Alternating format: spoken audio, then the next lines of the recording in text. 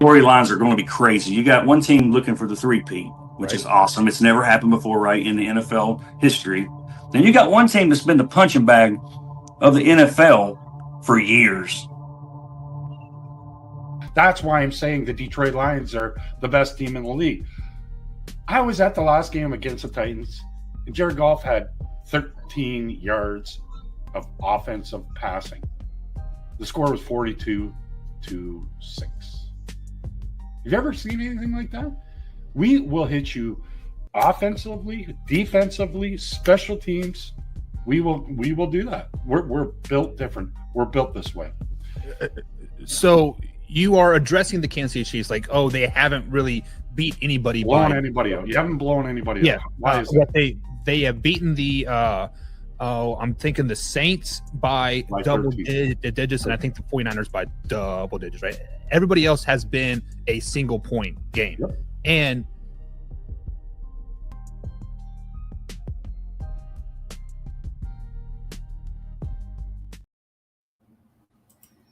welcome to the Gridiron, guys. And we have a very special guest, the Pilgrim. Mark, how the hell are you going? How's it going? This is your day coming up here. Hi, guys. Thanks for having me. Oh, yeah. Are you kidding? My blood's been boiling since Sunday. It gets so crazy. By Wednesday, I won't be able to sleep tomorrow night. It's like Christmas Eve, you know. This is it for me, man. It's my special time of the year. Hey, Nate, how's it going? Good. How you doing, man? Thanks for having me. And we have my co-host, Donnie. Take it away.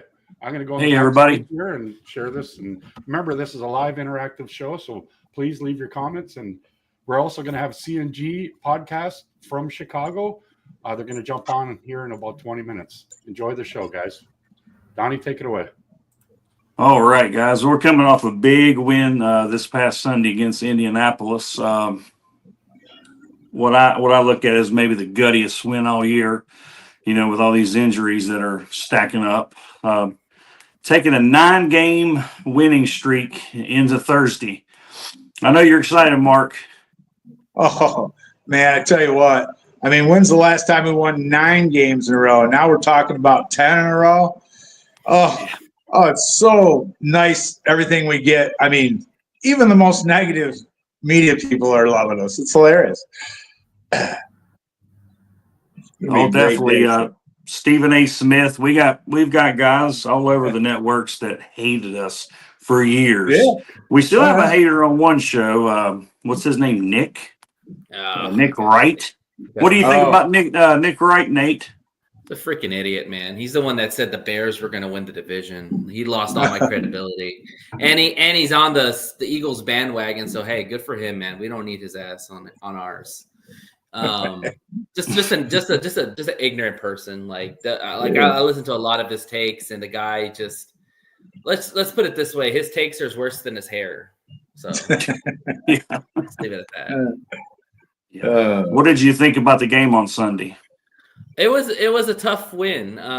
It wasn't the sexiest win that we've had before. I think we got spoiled with the Jacksonville game.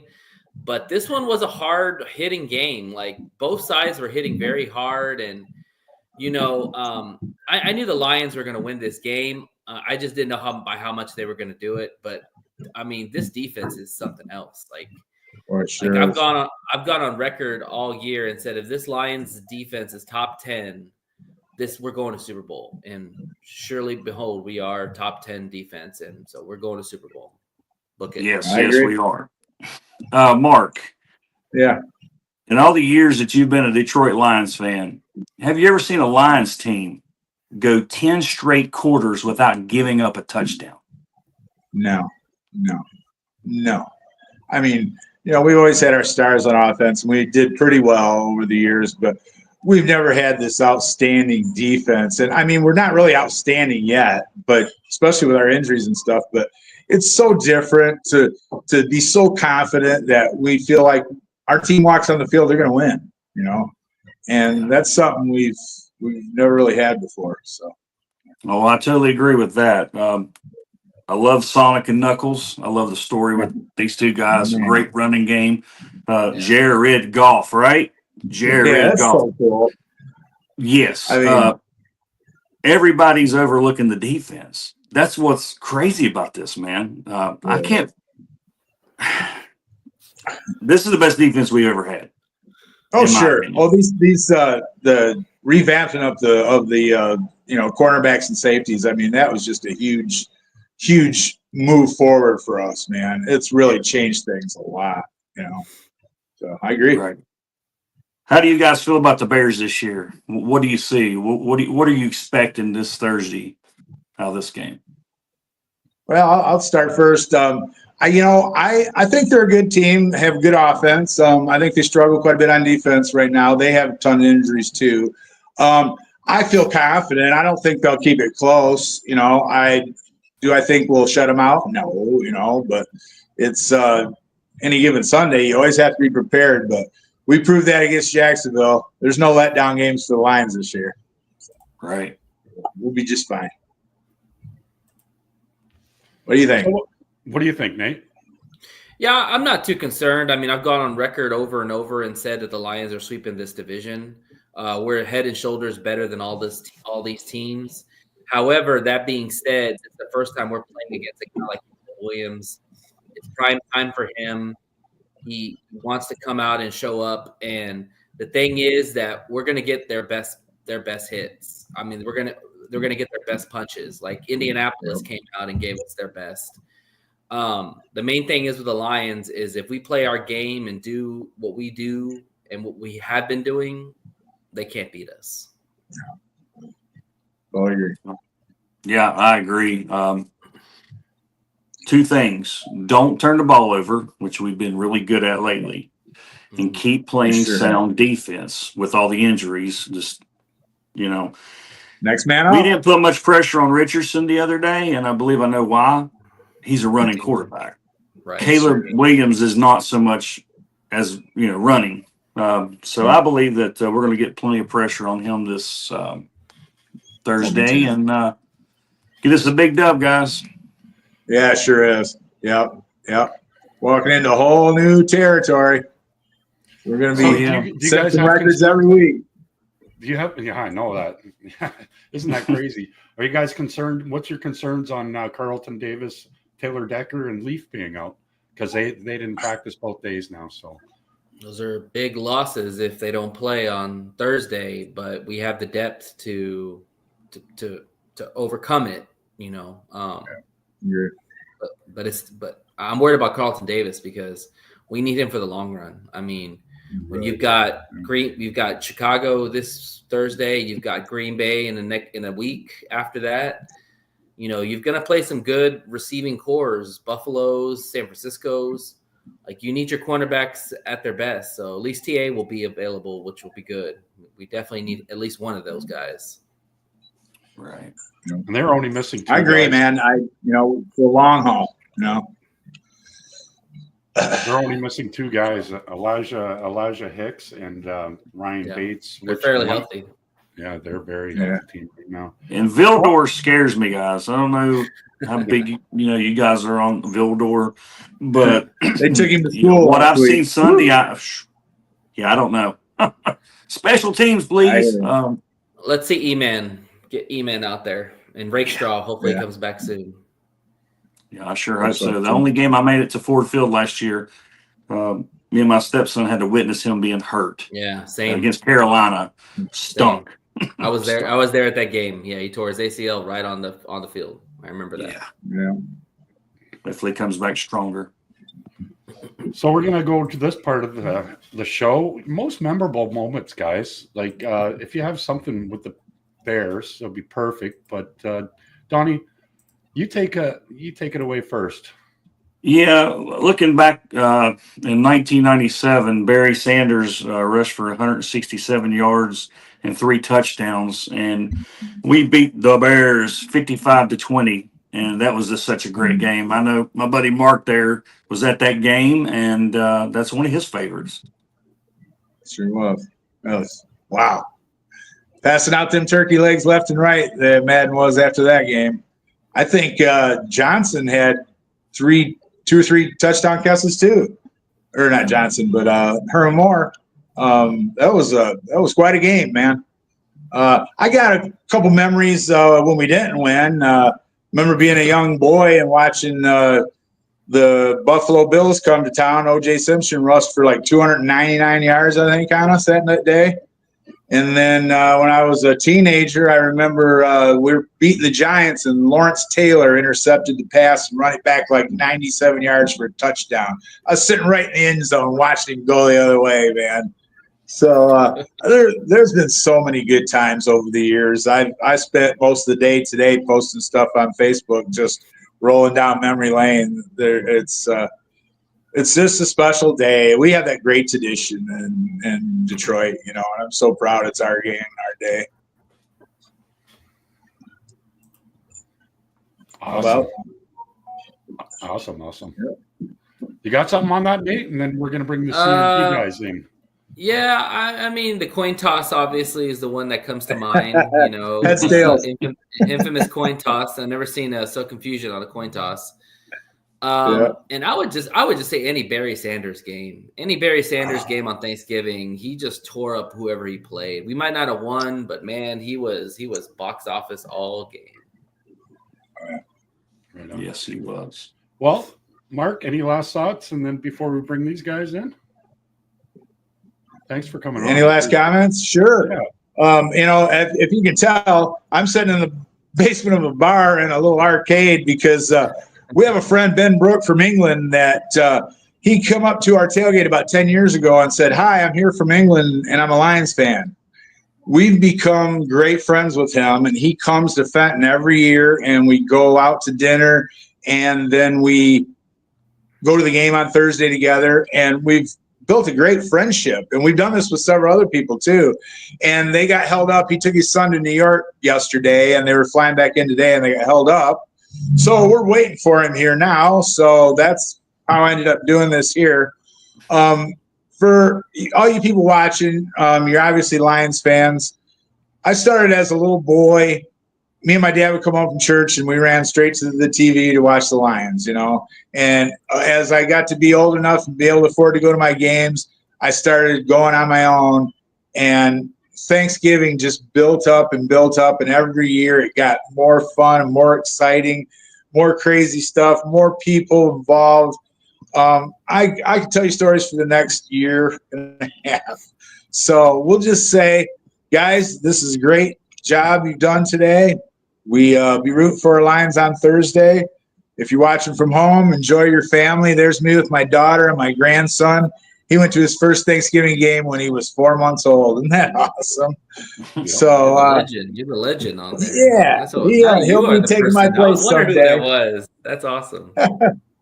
Yeah. So happy Thanksgiving, everyone.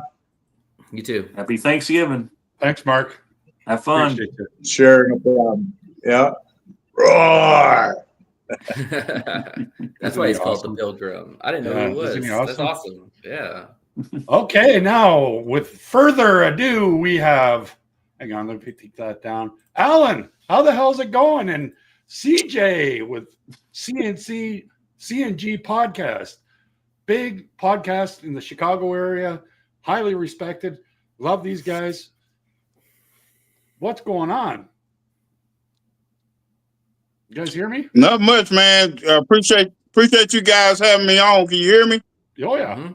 Loud and clear. Introduce yourself. Appreciate you guys having us on today, man.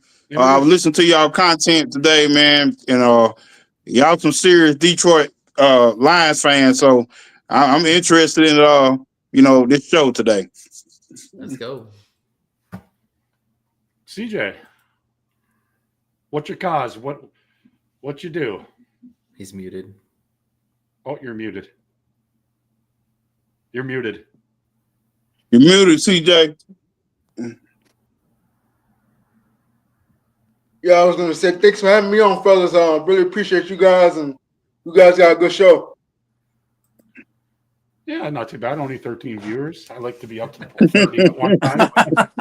That's more than we That's get. all right. Shoot. What do you guys think? Like, CJ, you go first there. What do you guys think with this matchup with, our best left tackle being out, Taylor Decker, our best kick returner, Khalif Raymond, and Carlton Davis that has been balling out this year.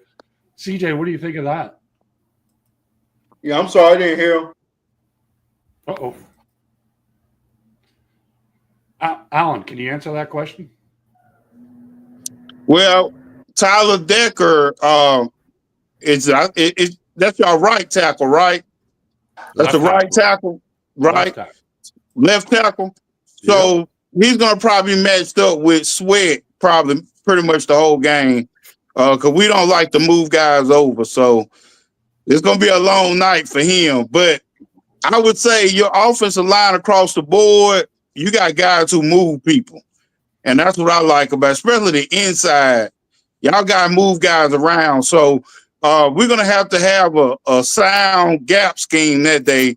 We're going to have to really keep you guys from moving the chains because y'all going to start off running the ball. I already know because Montgomery's going to make sure y'all run the ball because he didn't want to. We got a little bit of history with Montgomery, so I can see him coming out trying to have a good game, man. So it's going to be a physical game on Thursday. It's a black and blue division that we grew up on. So I feel like it's going to fare pretty well. And I feel like your offensive line with Tyler Decker out, it's going to be some holes, but you still have to get to the quarterback. Like we haven't been getting to the quarterback as sound as we normally have this season. CJ, same question. What do you think? What are your predictions or what are your thoughts? I mean, you guys' offensive line. I mean, you guys have been running the ball hella well this year with Montgomery. I mean, I got Montgomery on my fantasy team. He's putting up numbers for me. So I mean, it just shows how Detroit's offensive line is just it's just been good, man, this whole year. Do you guys have a memorable Thanksgiving moment against the Lions? Because you guys play us a lot on Thanksgiving. Yeah, pretty much standard. Recent memory, I like last year with Justin Fields when we got the win at home. We should have had the win at Detroit, but we got Matt Eberflus. So, it's just one of those things, man. We got a coach that's scared to win. You know how scared to lose or play not to lose? We got a coach that's the total opposite. He's just scared to win. So, we just in trouble with that. So what are you guys' thoughts? Like, you guys should be like, what, 7 and what's your record now? You should have 7 wins. You should have 7 wins. Easily. Like that Washington game. Like, you had them. And they're a good team. I think they only had like 2 losses at that time. Yeah. Man, you had them. That was a tough one. And then the Green Bay game, like, you had them. I was like, oh, yeah, the Packers are going to lose. You had them. And then you came back on the Vikings. I was messaging Guy, and he turned his TV off. I said, wow. And he didn't respond. And then I saw he read it. I said, tie game. And then he never got back to me for 5 minutes. And then I texted him back. I said, you turned your TV off, didn't you? He goes, I did. Well, we're a exciting team on both ends of the spectrum. That Washington game, man, that was just clearly a misuse of time. Like that 13 yards we gave up. If you notice in the Dallas game, Dallas made sure that he didn't get no further up the field. Like, it's what we did in the Hail Mary would go in every locker room from the NFL to Pop Warner Sports. That should never, ever happen again on the Hail Mary, what we had going on. So it's just been a rough year, man, that last 2 minutes, man. We just can't put it all together for some odd reason. Gee, what are your thoughts on what's going on with the Detroit Lions and what's going on with what? What's going on with your team losing this Man, way? listen, man, we got a lot of dysfunction in the Chicago Bears organization. The head coach is trash. The offensive coordinator was trash. The special teams coach is trash. The whole team is trash, man. And thank God Caleb Williams has been heaven sent from above to steer this thing right, man. Ryan Poles hasn't fixed this team in 3 years, the offensive line, and it's not good. It's not good at all. I don't know if he's going to keep his job or not, but Ryan Poles has done a terrible job building that offensive line, and he extended Matt Eberflus, knowing he had a rookie quarterback coming in here. I think it's fireable, but at the same time, Ryan Poles might keep his job because Caleb's going to continue playing well with Thomas Brown. But we got a lot of work to do. Guys, Donnie? When it comes to the Bears, I agree with you guys about the head coach. He's got to go. The GM, we love our Brad Holmes in Detroit. He seems like he's got a magical wand. But Poles has been mouthy for a while about what they're going to do and how good of a team they're going to have. And the results aren't there. And you guys have a good fan base, and I don't quite understand what's going on. As far as this game, the keys to the game to me on the Detroit side is getting pressure on a young rookie, Caleb Williams, and running the ball. And that's what we're good at, running the ball and not turning the ball over. So that's my keys on the Lions side. Nate? But you Bears, I want to say you Bears have a future. Man. Oh, yeah, we got a turmoil few. going on right now, you know? There are a lot of Yeah. people Yeah, we got a on few. that team. Yeah, the talent's not an issue with y'all's team. It's more of the lack of leadership. Definitely. And I would say with Poles, he probably needs to stop running his mouth and probably work on fixing that O-line. You know, because it all starts with the O-line. I mean, the Lions aren't anywhere without their line. So, I mean, it all starts with the trenches. And you guys have built up a great defense, but you put your star quarterback back there and he just gets clobbered every time. And so, and you beefed up your receiving core. You added Swift, which I really don't think was a great addition, but it's whatever. You added Swift and you got Roschon, but you got no line. Like football 101, you got to have a line. If you don't have a line, you're not going to win. And that's why the Bears are struggling, because they can't protect Caleb. They can't run the football consistently, and you can't get the ball to those receivers. And I said that to all the Bear fans who were talking mess in the beginning of the season, saying we're going to take the North. And I'm like, who's your line? Like, your quarterback could be so good or your receivers could be so good, but if you got no line, it don't matter. That's just facts right there. As far as the keys for the game, it's very simple.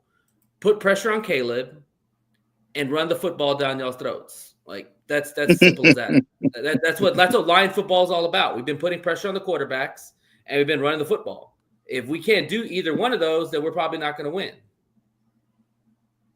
See, the way I look at the Chicago Bears, and I don't, I like you guys, but I got a whole bunch of friends that are Chicago Bears fans, and they're the monsters of the Midway. They've always predicated themselves off of having great linebacker play and great running backs, right?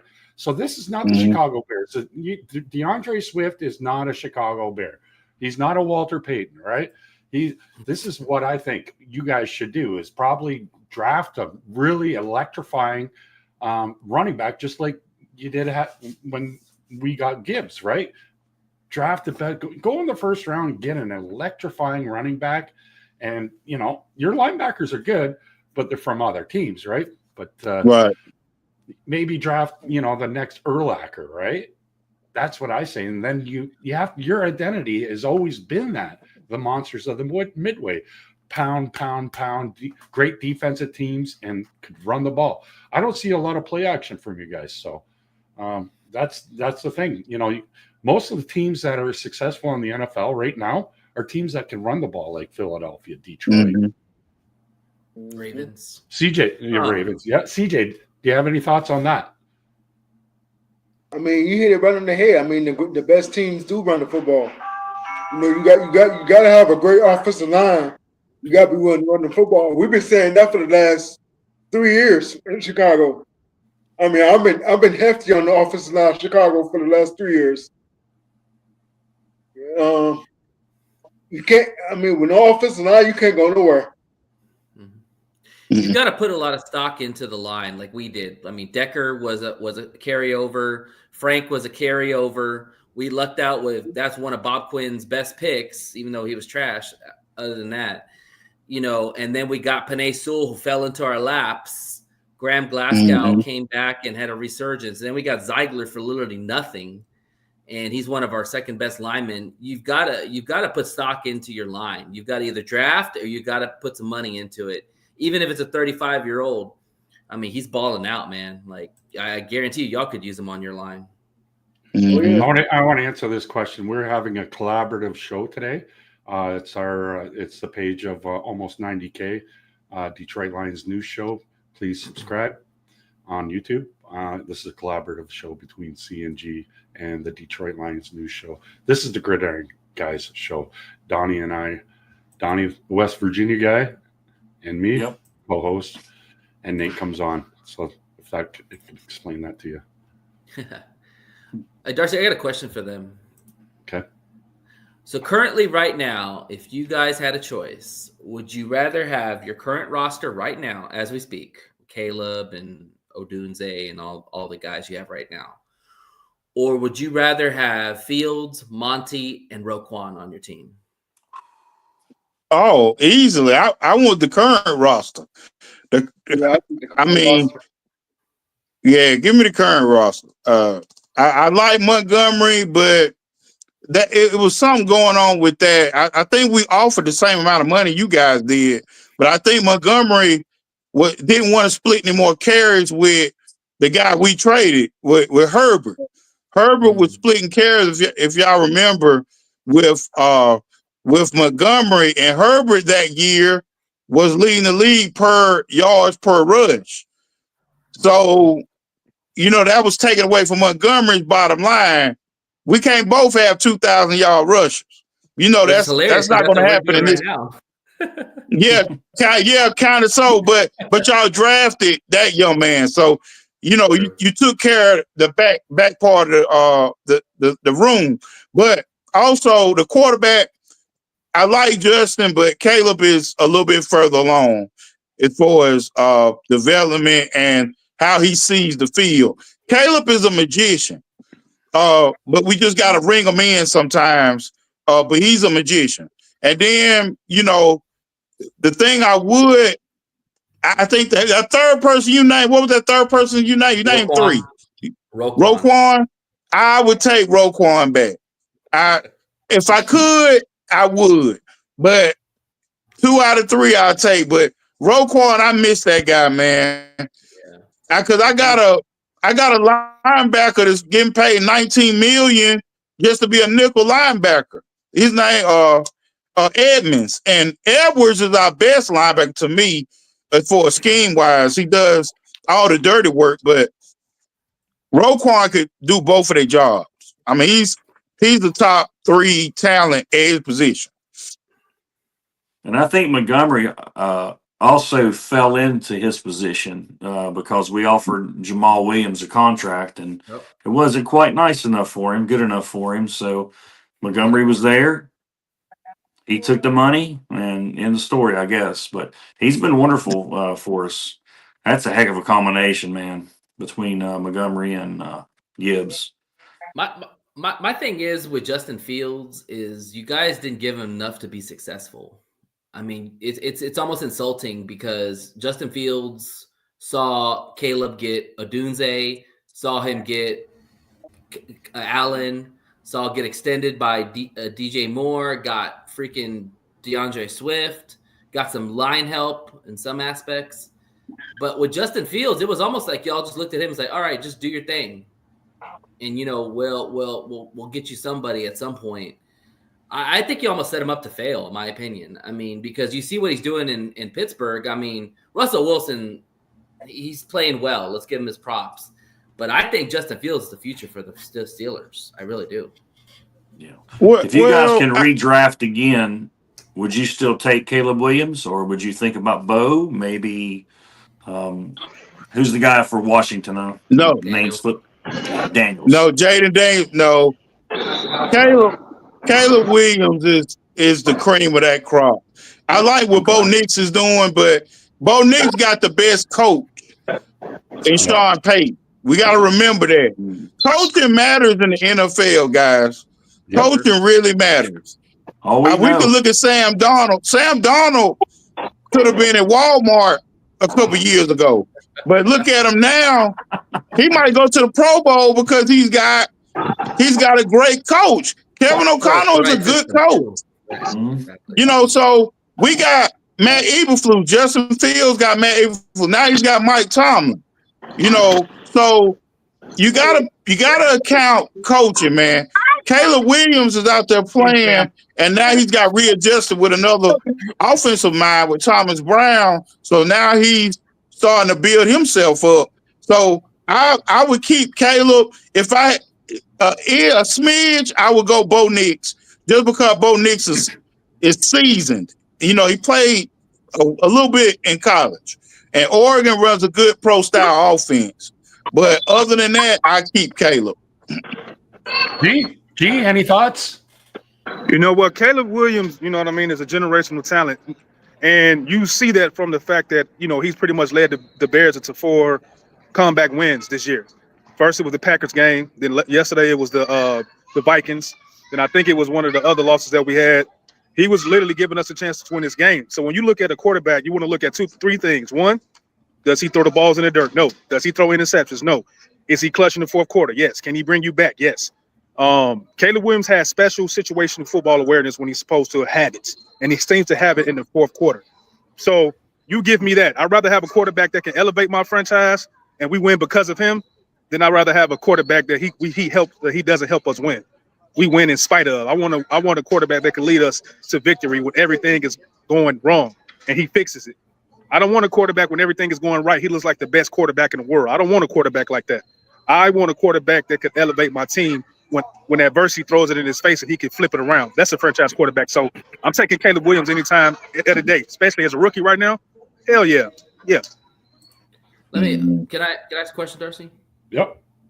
So my thing with Caleb Williams is, listen, I get it. He's a talent. I watched him play in college. I don't know if his game right now equates to the NFL because he throws a lot off platform. He goes backwards a lot.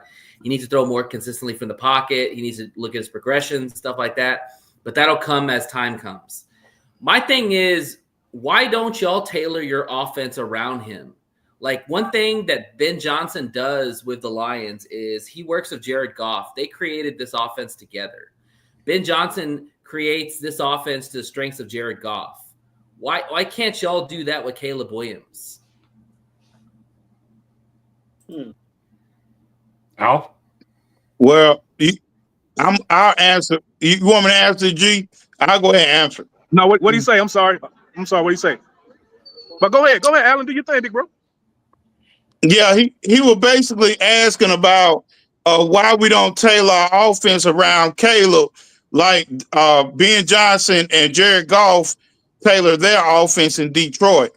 And I would the say Chicago Bears don't know what to do with a franchise quarterback, and we never had one.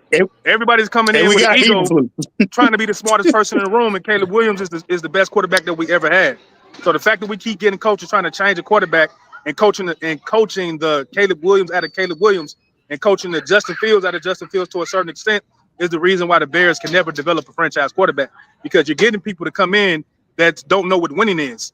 Real coaches and real quarterback coaches know that the best chance to win is developing your quarterback skill set to what he does best, not what you do. You don't even play quarterback. So why are you even trying to tell him what to do when you don't even throw the ball in under 2 seconds? You can't handle the blitz. You can't beat the blitz in 86% completion rate. So why are you trying to change what he's very good at? So no, man, that's the Bears' problem.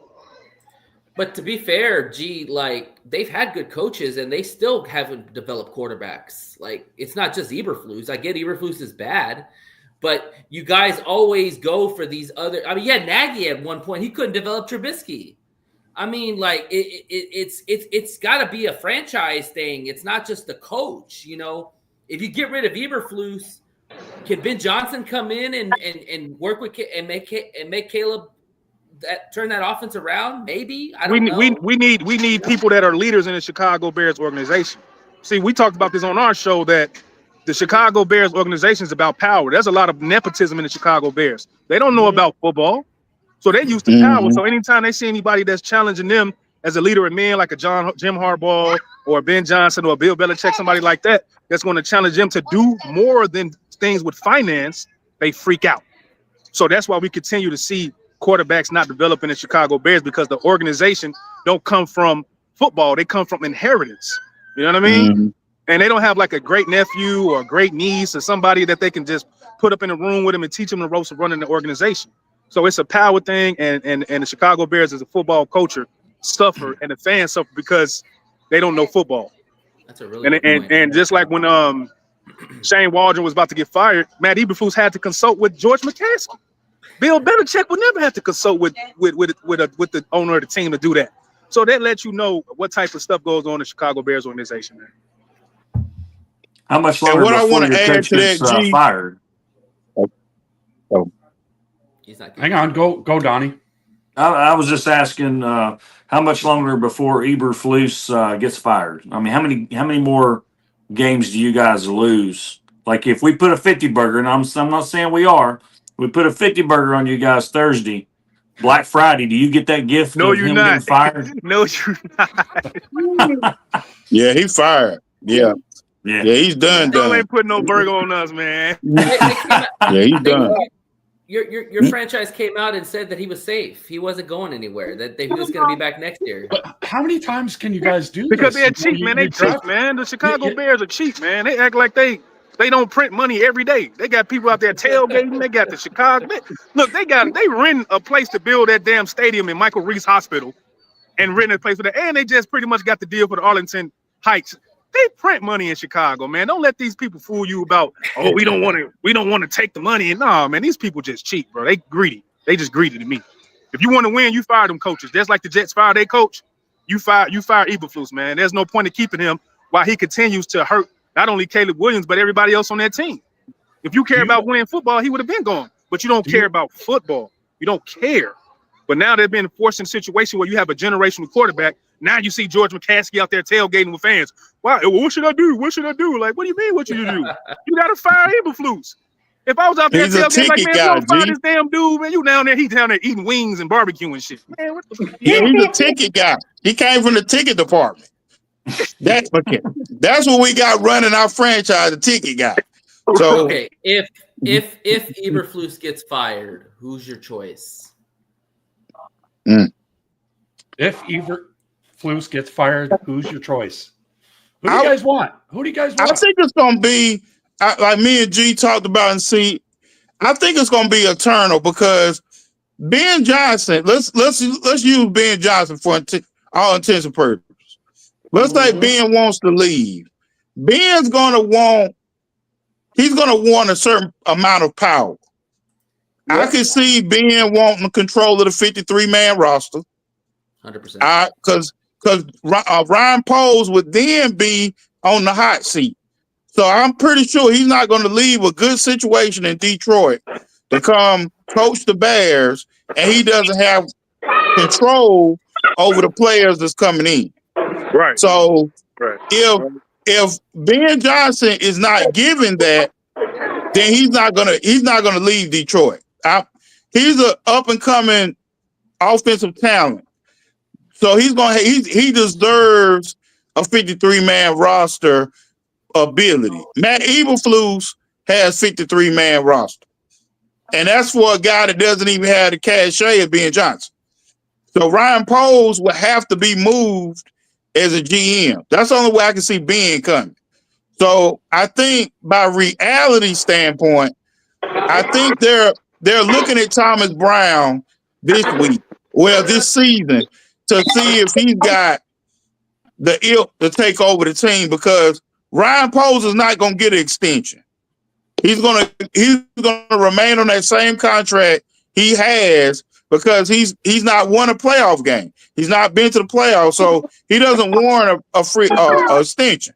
So I think he's going to look within, and it was a report today that he was really the key contributor bringing Brown over this year. You know, Brown worked with Sean McVay. He was the assistant head coach when they won the Super Bowl.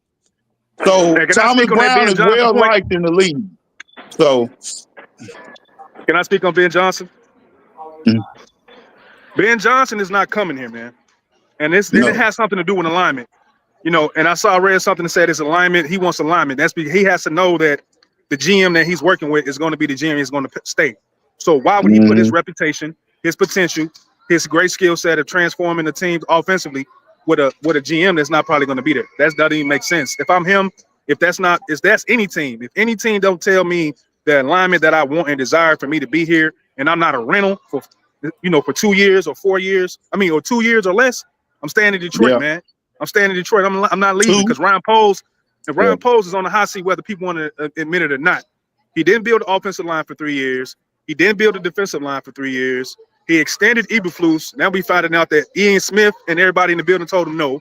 So Ryan Poles, if I'm Ben Johnson, I'm looking at the situation in the Chicago Bears, that's not a situation I'm going to always buy into. And the only reason I will buy into it if Caleb Williams is there. That's it. There's really no other reason to come into the Chicago Bears besides Caleb Williams and maybe a good defense. So if Ben Johnson already has a good quarterback, a good defense, a good running back, Swift and Gibbs and the Sun God and all up there, I'm like, y'all got to make me want to leave my team. Like, you got to make me want to do it.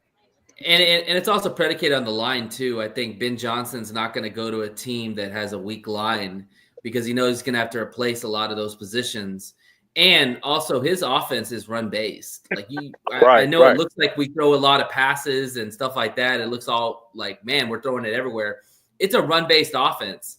So, it starts with the line and he's got to get backs. And I don't know if Caleb's going to do well in his offense because the thing is that he needs a guy that's going to step back in the pocket and throw. And Caleb's more off platform, more a magician, more of a creator type, like a Patrick Mahomes or Jalen Hurts type. He's not going to just want to throw back there all the time and throw short passes. I think he'll get bored by that. Yeah, Caleb Williams, I think he's the type of quarterback that can adjust to any type of offense that you put him in at this point. You've seen what he was able to do after the offensive coordinator was fired, Shane Waldron. He hasn't skipped a beat in 2 weeks with Thomas Brown. So Caleb Williams is going to do whatever it takes to win. You know what I mean? He's a young quarterback with a great IQ, doesn't throw interceptions, he doesn't fumble the ball. So you can put that in any system. You know what I mean? Caleb Williams can also run. He's an RPO quarterback, and he can be extremely accurate. You can put that in any system. It's just patient. It's just taking the check downs, throwing to your tight ends, throwing to your running backs. That's really all it is. And Caleb Williams has shown us with everything that's going on around him, as far as losing the games that has nothing to do with his play the past 2 weeks or summer half of the season, is he can do well with anybody, man. So whatever Caleb Williams decides to do as far as who his coach is going to be, I think he'll be well because he can improvise. He can play off script or on script or off script. So that's one of his skill sets. So he'll be fine if Ben Johnson come. But if I'm Ben Johnson, I'm not leaving golf the way he be having 18 out of 19 completion days, 21 out of 22 passing days. Like Chicago, I can't see him going there because it's our rival. I don't think that would be a big slap to Dan's face.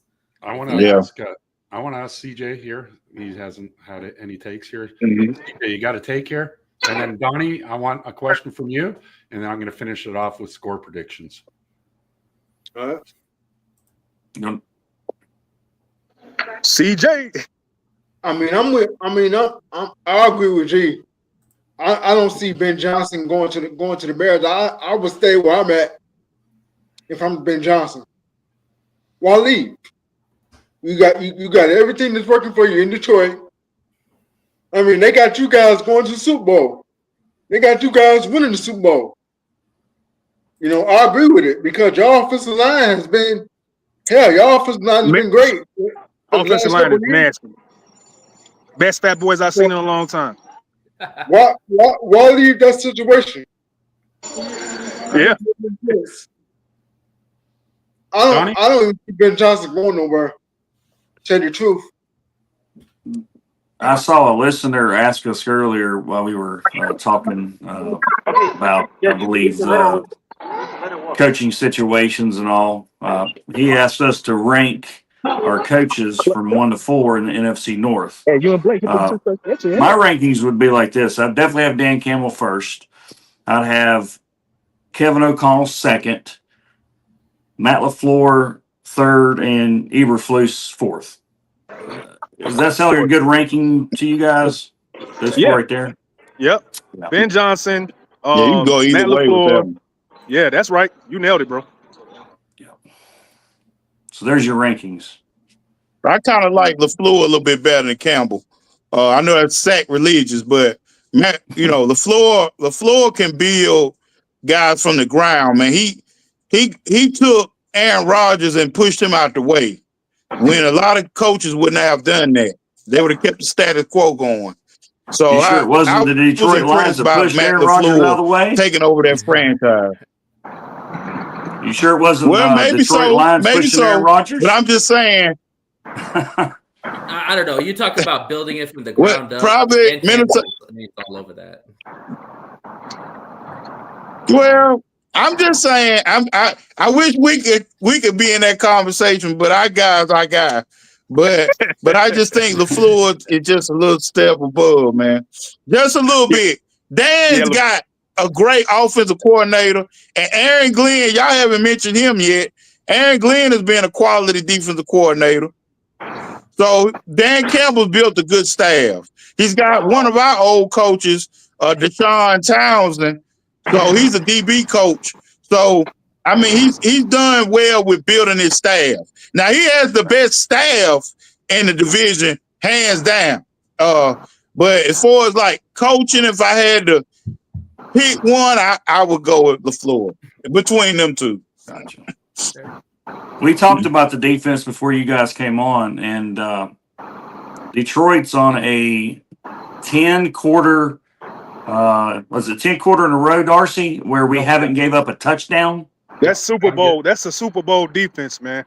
Yeah. For real. Tough, man. Well, that's tough. We keep losing guys, though. We just lost Kirk and Davis, you know. Y'all dropping like flies, man. And I hate that for y'all, too.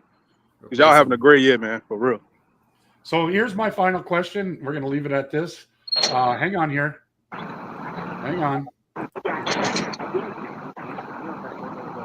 No, Jameson's rings are small. Hang on.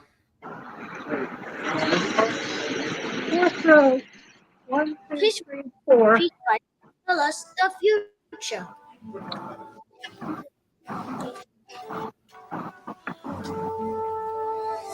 Bears 96. Lions 14. It's not going to be that close.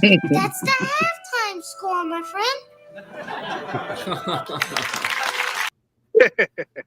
Get out of here, man. So what are you guys? Come on, man. Predictions here? Come on. For the what are game? your guys' predictions for the game? Yeah, let's break it down. Man, you know what? You guys are not going to blow us out, man. We fought pretty well against you guys last year. Even with Justin Fields, we could have beat y'all twice, man. So it's not going to be a situation where y'all will probably just whoop us. So I'm going to say we got to stop. We're due for, man. We're due for. That means we're due for one. You know, we've been losing the game for a damn near a month and a half, man. So we due for, man. The football guys got to bless us with some luck this time, man. God damn. So I got the Bears 26-20 on Turkey Day. On Turkey Day. On the road. Surprise. On the road. Turkey Day. We just had the Pilgrim on. Okay, let's Donnie, your turn now here. I agree. I don't believe we'll blow you out, but it'll be 34-24 Lions. It's a black and blue division. It'll be a respectable game both sides, but we're going to snap this 7-game Thanksgiving Day losing streak. Y'all would do it against us. Damn shame. Alan, give us a prediction and why. Well, I think it's going to be a shootout, guys. I think this is going to be a barn burner. I just think with the injuries you guys have alluded to, Caleb is found a rhythm. Thomas Brown has found a rhythm. And our guy, our ex-defensive back is y'all starting corner, Vildor. Yeah, we coming after him, man. So... I mean, we got 3 wide receivers that can give him 100 yards easy. So I'm going to go with the Bears in a squeaker. I'm going to go 41-38. Bears. Whoa! Caleb is unleashed. You are lying when you said barn burner. Wow. It's going to be a barn burner, man. Early in the morning. Come on, Nate. Well, you guys said Doofer, man. Like we haven't won since 2016 and Thanksgiving, and I'm not going to eat another Thanksgiving dinner without the Lions winning. So we're going to win 40-17. 40-17. We're coming for y'all, man. It's the revenge tour this year for everybody. So get on or get out of the way. CJ. Matt Eberflus won't get on the plane with that. I got the Bears winning 31-24. 31-24. I think the Bears are capable of putting up 31 points against that Lions defense. Well, history shows, but the thing is, that freaking Allen guy, we played him twice against the Chargers, and he just kills us every time. So I could see Allen going off, and then Adunze going off on Vildor, and usually with the Lions, you want to make the Detroit Lions uncomfortable. You want to put Dan Campbell in positions where he's going to take risks and go for it on fourth down. And I could see Sweat not having Taylor Decker in there. It's a mismatch, and we're going to have to probably chip and play a fucking 12 personnel, which it's just, and we never win like Nate says on Thanksgiving, because the players are getting tickets for their family. They're worried about the supper. They're doing catering. It's a whole lot of crap that goes on with Thanksgiving, and you're not focused. But then the Bears are looking at it. It's a primetime game, and we want to beat a division rival, right? So, you know what? I'm going to say this is going to be a tight NFC North battle, black and blue, just like Alan said. I'm going to go, the Bears are going to win 23-20. What? Let's go, Darcy. Wow. Appreciate that. Yo, if we win, we're doing the post game. Y'all got to come on, bro. Is that because of the injuries, Darcy? Is that what you're saying? That? No. It works this way. If I always pick against the Lions, we always win. There you go. The reverse psychology. Jeez. Reverse. Yep. Jeez. There you go. Yeah. All right. So if you guys want to meet up and come on each other's podcast, Guy here, Yeah, man. We'll set up the next one, man. The post game show. We win or lose. I'll send you guys invites. Darcy can send it to everybody, and then we'll hop on, man. Having fun. I'll have a little tequila in my system, but man, I'll be ready to go. Well, I'm going to be at the game, so I won't be home until 5 o'clock your time, 6 o'clock Central or Eastern. Yeah, we'll get the time together, man. Whenever everybody's ready to go, and you know what I mean. No rush, no muss, no fuss, easy peasy. That's how we roll at CNG. When y'all ready, I'm going to give a little bonus video because we've had 10 former players on. Man, I appreciate you guys having me on, man. I mean, I think doing the Detroit Lions show, the fans out there are passionate, one of a kind. And so appreciate the work that you guys doing. Appreciate you guys having me on. I do Believe in Lions podcast on the Believe Network with my co-host Jack Kavanaugh, who's actually from Canada as well.